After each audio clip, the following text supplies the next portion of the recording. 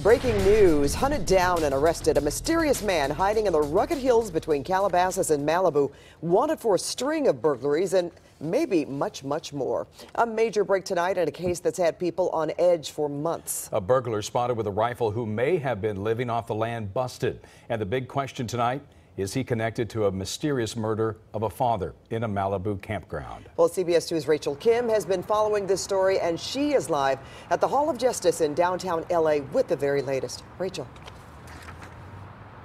Well, Pat and Jeff, at a news conference here tonight, Sheriff McDonald said that detectives have been scouring a vast area of Malibu Canyon today with eyes on the ground and in the air. They found their suspect in the wilderness armed with a rifle. A very dangerous search, and thankfully it worked out as well as it did. Sheriff Jim McDonnell announced the arrest of 42-year-old Anthony Rauda. Investigators say they've linked him to 3 burglaries in recent months in the Malibu Canyon area, but they say he may be linked to 5 more, dating back to October of 2016. They blurred his face because he may have to be identified by witnesses, and investigators don't want to taint the investigation. Detectives developed an investigative plan after reviewing key evidence, including a video depicting the suspect in one of the recent burglaries. The one here on September 30th, where surveillance video showed a man wearing what deputies called tactical gear and carrying a rifle. In this break-in and the others, investigators say the suspects stole food. This morning, investigators deployed to the Malibu Canyon area to search for the suspect. They saw fresh boot prints that led up to a steep ravine. Shortly after that, they heard movement amongst the brush, followed by observing a male adult wearing black clothing walking quickly, and it was learned that he was armed with a rifle. Sheriff McDonnell said investigators ordered him to drop the rifle, and Anthony Rauda surrendered. Now, these break-ins have heightened fears among residents who've been on edge after the killing of 35-year-old Tristan Baudet. On June 22nd, he was shot and killed in his tent at Malibu Creek State Park, where he was camping with his 2 young daughters. Sheriff McDonnell was asked whether Rauda may be involved in Baudet's murder. We can't say no at this point. Certainly that is going to be part of the ongoing investigation. The sheriff says Rauda has a criminal history involving weapons violations and burglaries. For now, he's being booked for a felony parole violation warrant. Reporting live tonight in downtown LA, Rachel Kim, CBS 2 News. Devastating power of this hurricane.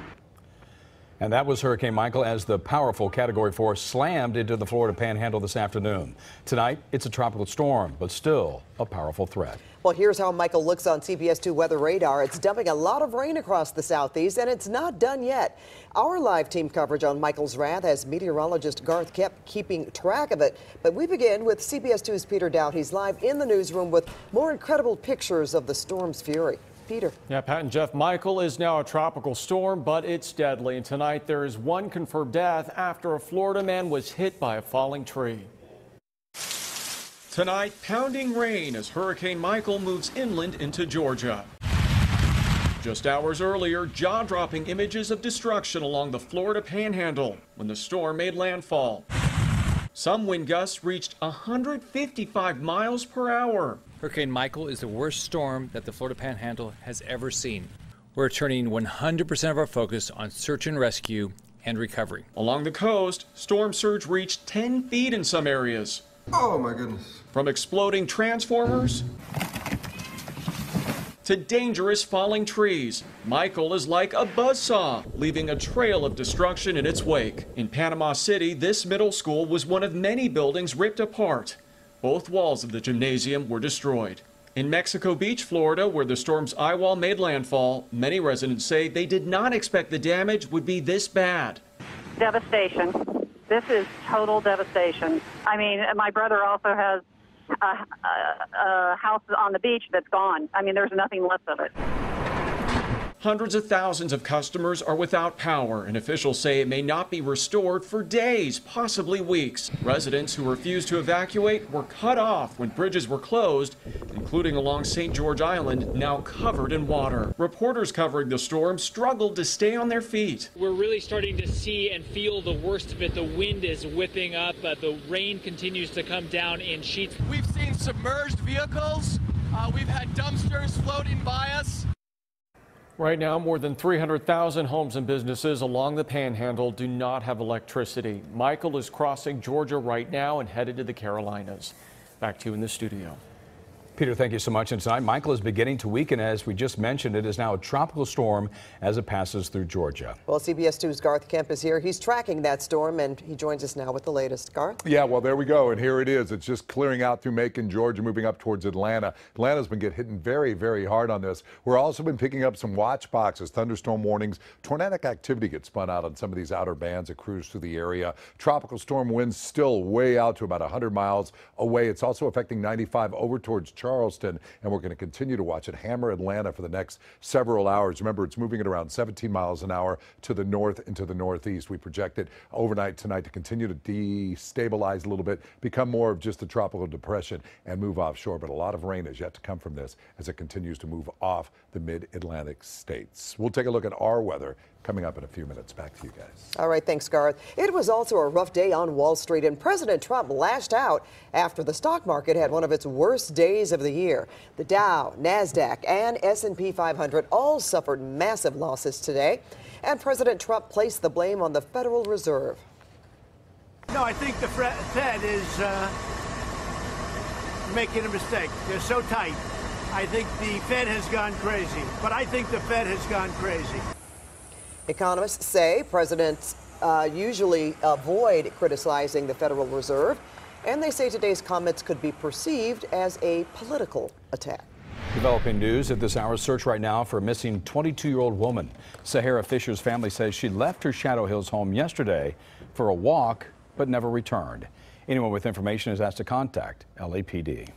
Corona police are trying to track down an armed robber who's getting more brazen with every holdup. Now detectives really want him off the streets before someone gets hurt. CBS 2's Lori Perez is live in Corona with an update on the investigation. Lori.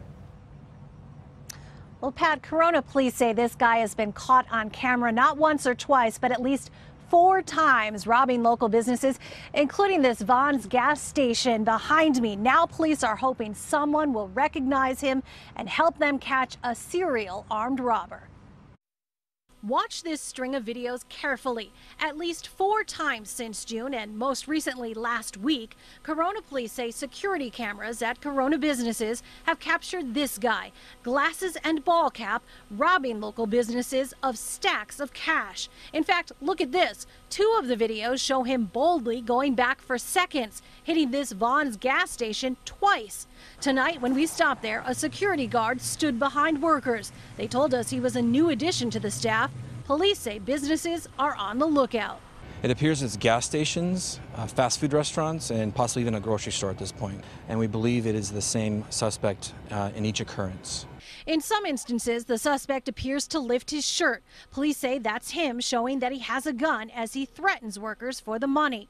But now police say the suspect has graduated from showing the gun to pulling it out, as he appears to do in this security video from a local grocery store. And that's escalating the threat as he continues to rob businesses, including this Waba Grill and these 2 Subways, all on West 6th Street.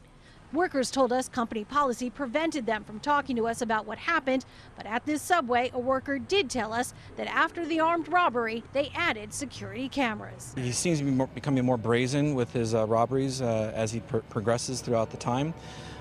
So our concern is for our public safety, and have people on the lookout for this suspect, and if they see him, to please discreetly call 911. And if you recognize the man in the video or you know anything about the robberies, you're urged to call local police. We are live in Corona tonight. I'm Lori Perez, CBS 2 News. Detecting danger. A new high-tech system spots sharks before they come too close to shore. A close-up look at how it works. Support the women, but don't forget the men. First Lady Melania Trump's controversial comments on the Me Too movement. A college student from the Southland with cerebral palsy scores a pro contract with Nike. I'll have his emotional story coming up.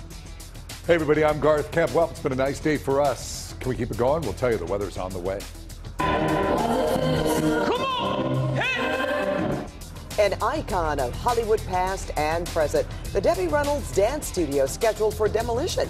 What's being done to save it? And here's a look at the guests tonight on The Late Show with Stephen Colbert.